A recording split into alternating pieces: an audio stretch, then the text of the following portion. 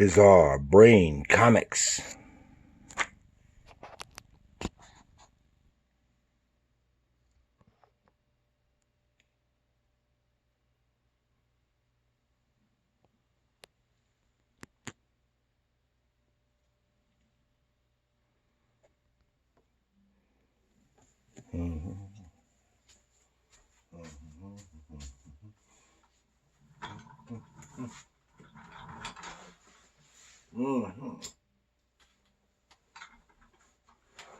Hello, Gary here for Bizarre Brain Comics.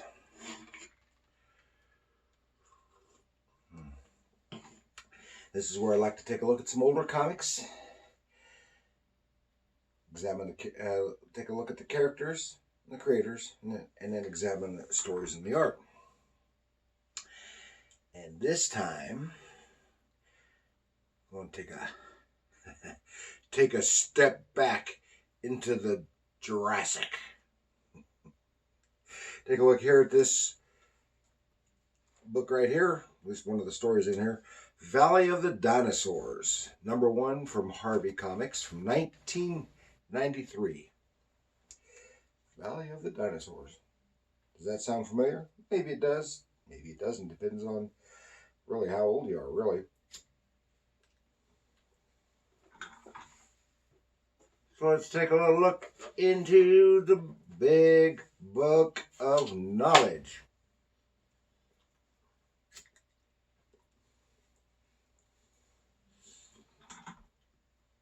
Okay. In Valley of the Dinosaurs is an American animated series produced by the Australian studios of Hanna-Barbera Productions. And it lasted for one season from September to December 1974 for a total of 16 episodes. The show featured the family of Professor John Butler, who are lost on an Amazon expedition into a lost world filled with dinosaurs and cavemen. And they become close friends with a family of cavemen and must survive in a Stone Age world. And that's the show. But Charlton Comics produced 11 issues based on the show, written and drawn by Fred Himes. Okay, and that's about all I got for the comics. Fred Himes was a Mexican-born artist and animator. From 60 to 68, he worked on animated commercials before starting with Charlton Comics, where he worked on westerns, war stories, romance, and mystery titles. Later, he was prolific on Charlton's Hanna-Barbera licensed titles such as Valley of the Dinosaurs, The Flintstones, and Top Cat, among others. And in 1978, he left there to open his own studio, producing brochures, posters, magazine art, etc. And I don't have any dates for him. I presume he's probably long gone by now.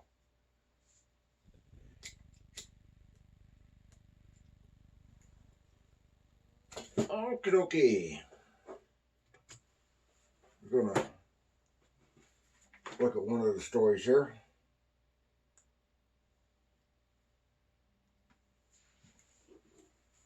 And let's go back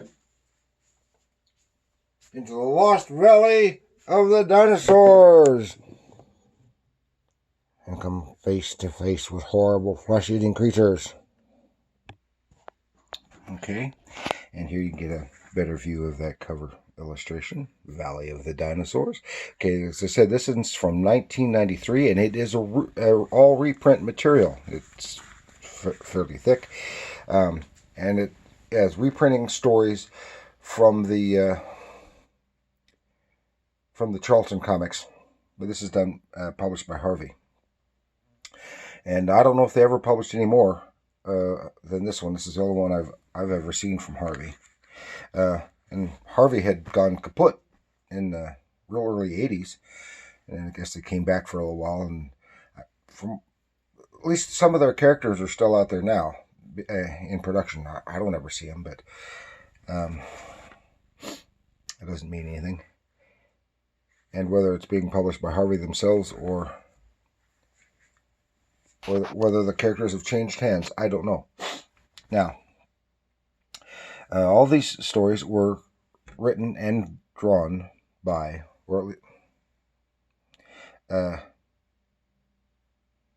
suddenly lost his name, Fred Himes. And I talked just a little bit about him before when I did the Cheyenne Kid episode.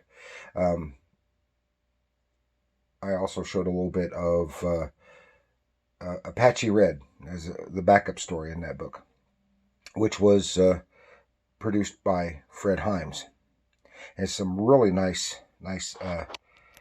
line work and just overall beautiful artwork in there.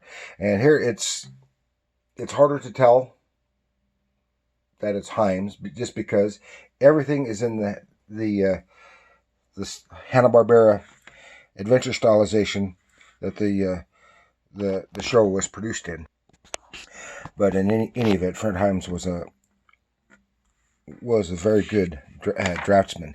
Here we have a little introduction to the main characters. This is the Butler family with their dog Digger. What's her name? Yeah, wife Mom Kim, daughter Katie, and son Greg, and then their friends, the caveman family that they're friends with is Garok, Gara, Locke, little girl Tana, and their pet dino, Glump. And I'll just flip through a few of these pages so you can see here. Has some action, some violence there. Adventure. This is something about a jade skull. I don't know anything about it.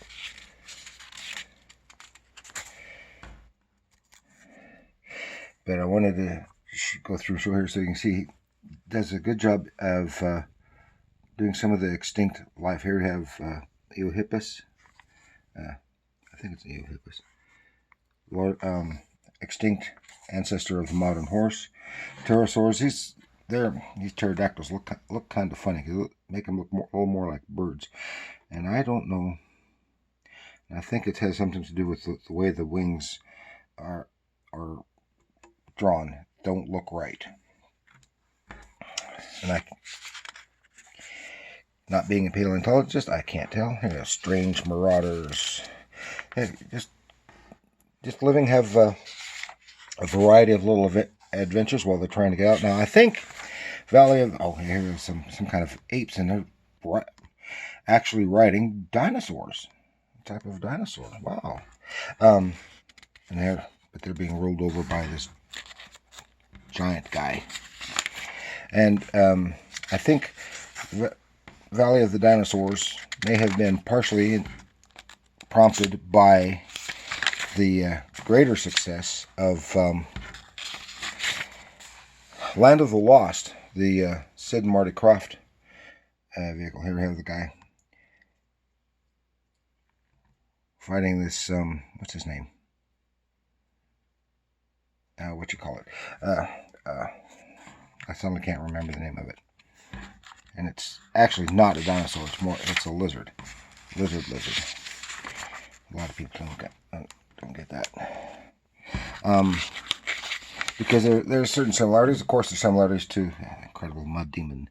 And this is actually really, really nicely drawn on this panel. And this is an entirely fictitious appearing critter.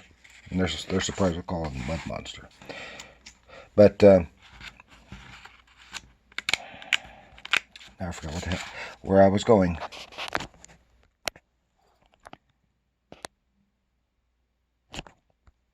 And now, of course, these dinosaurs are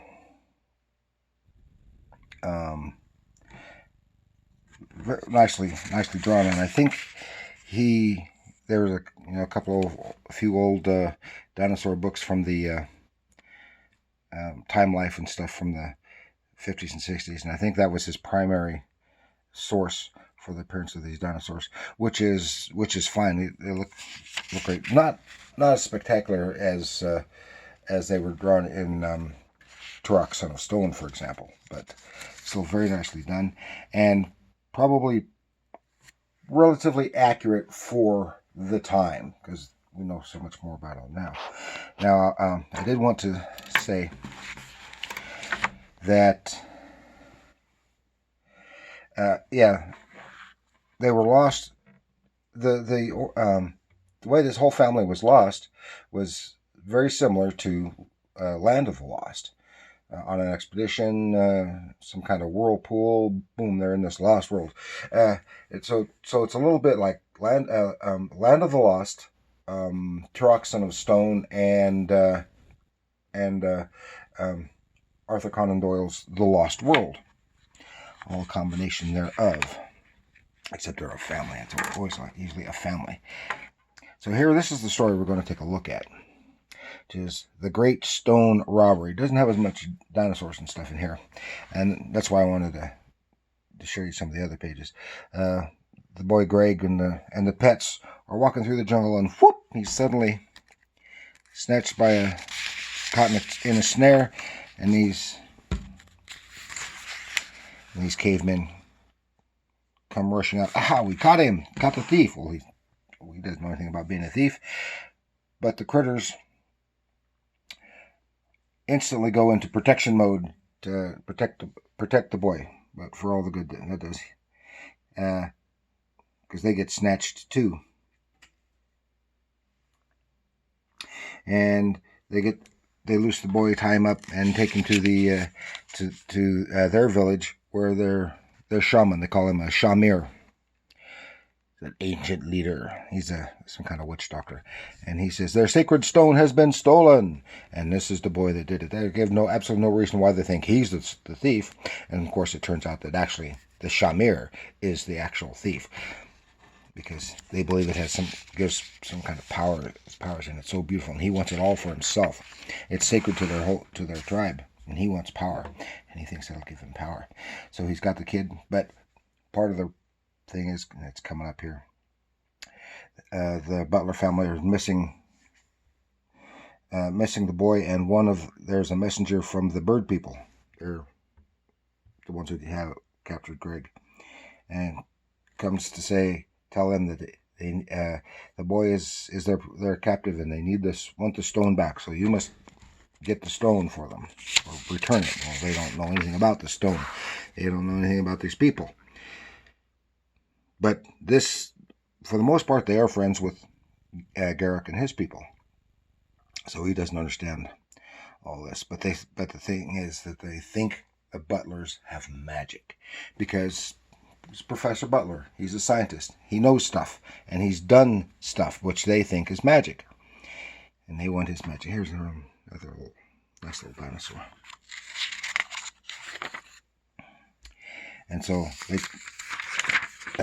the men go off to see about what they can do to get Greg released, and leave the women at home.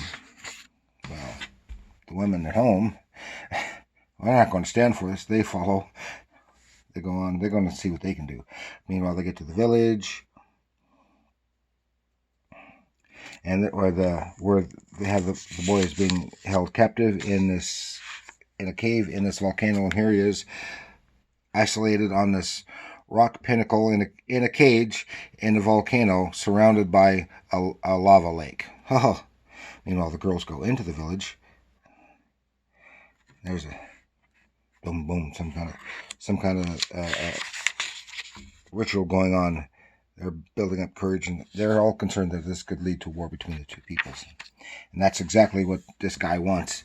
And they peep in, and they see him with the sacred stone. Said, "So it was you who stole the stone. We must tell Garrick right away." But no, said no. Then he will.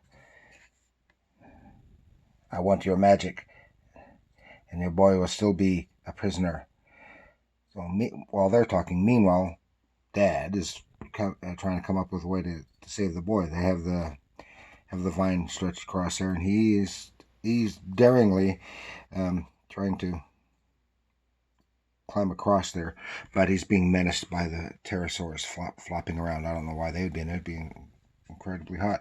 So, but to save himself, he cuts the vine, swings to the stone rocky island, but then he can help get the boy out, but they're still trapped there. Meanwhile, they come up. It turns out that this Shamir, the chief of the birdmen, he wants to be able to fly because he thinks that's the magic he wants. Because has heard about their hang gliders that they had produced in a previous story, which shows some story continuity there, and they kind of trick him. He gets up there on the cliff, and he's going to fly. He says it's the stone. The stone will give you the power to fly. He's got his little flappy cape there, and now the layout on this particular page is kind of goofy.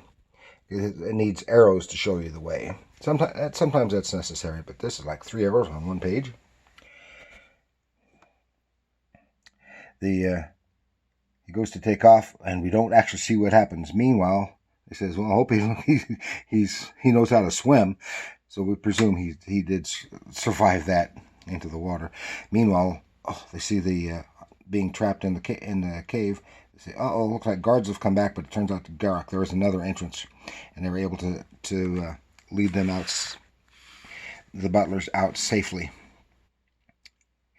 And meanwhile, now the tribesmen know that Shamir was the real villain, and they apologize, and they want to be great friends, and yada yada. Now there's some horrid creature comes scrambling out of the bush, and no, it's just the pits finally getting out of the net.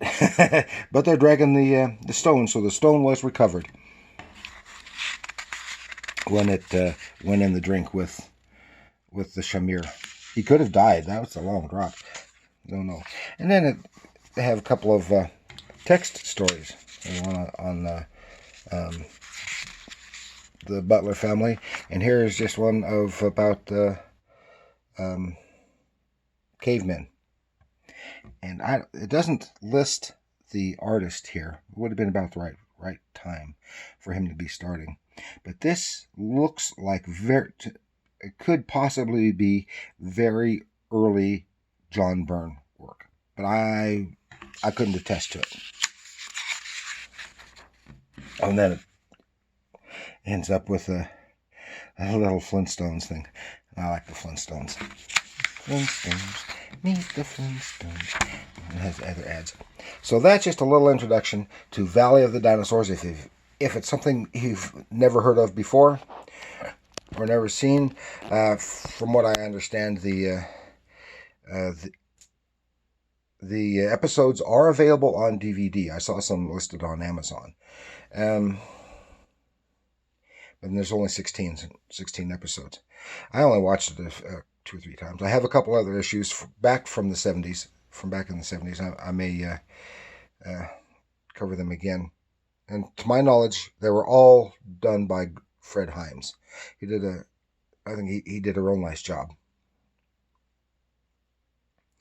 And probably had a little more character development and characterization than you might have had in the animated series, but had maybe a little less dinosaur adventures. But that's all. That's fine. This kind of goes along with the new Jurassic World movie that came out a few weeks ago.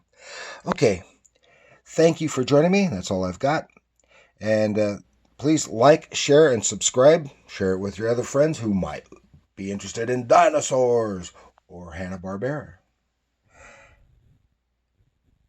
Leave a comment if you will. And remember, comics are art.